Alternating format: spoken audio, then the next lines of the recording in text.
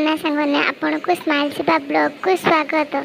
मु सकाळे उठी ब्रेकफास्ट करी लंच पे प्रिपेयर कली पालक शाग आलू बैगण घांट। आपण मैंने तो जानी पड़ते मोबाइल गोटे हाथ धरी रोषे करवाटा बहुत कष्ट। मैंने गोटे हाथ में भिडियो करवा गोटे हाथ में रोषे करवा मो पाई तो बहुत कष्ट तो हो पड़ी।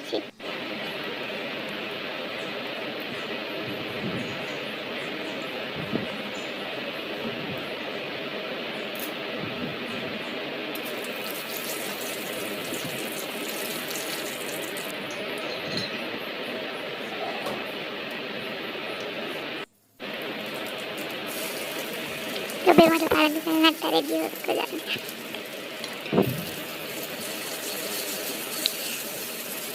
आपण मानक जदि मो वीडियो भल लगे प्लीज जाकि कमेंट सेक्शन में कमेंट कर दिंतु आ लाइक शेयर आ सब्सक्राइब भी मो चैनल को करेंगे। एमती कले मुझे नुआ नुआ वीडियो देखे पारि।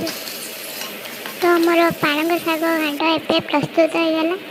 तो तापरे फुलकोबी आलू माछ पकई झोल ठीक करी।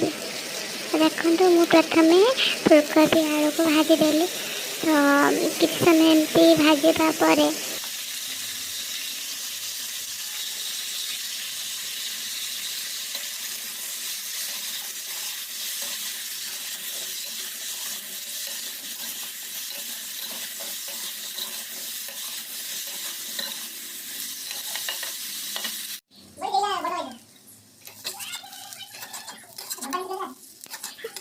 गोटे फुलकोबी आलू भजा पे रेडी होगला। तो तापरे मु कड़े तेल पकेली। तो तेल पकई छाड़देली मैंने किसी समय गरम हाँपे। तो तापरे मु पियाज ऐड करदेली। तो पियाज ऐड करने पियाज को ब्राउन कलर है ब्राउन कलर है पर्यटन मुझे पियाज को एमती भाजी। तो किसी समय है कड़े मसला ढाली। तो मसला कषि भलसे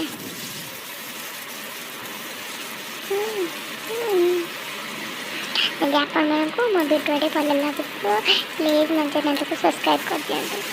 तो एमती कले मुझे नुआ नुआ वीडियो देखी पारि।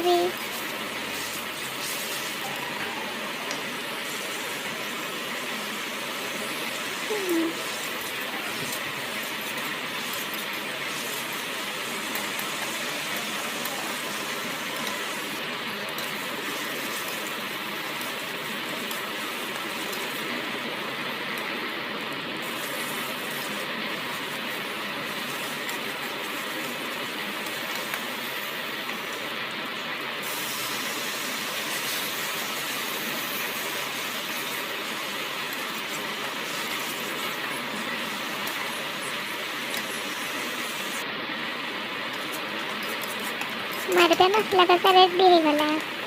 तो तापरे मु फुलकोबी आलू को दे की कषिबी।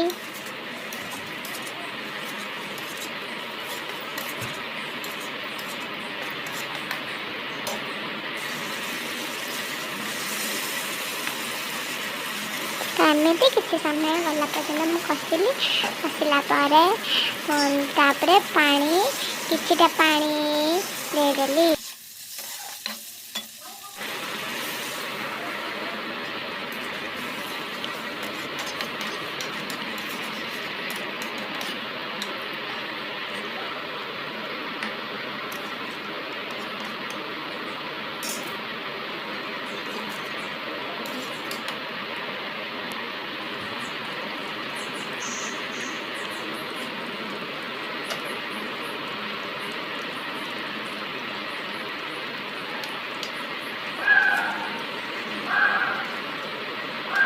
मोर से प्रस्तुत हो गला।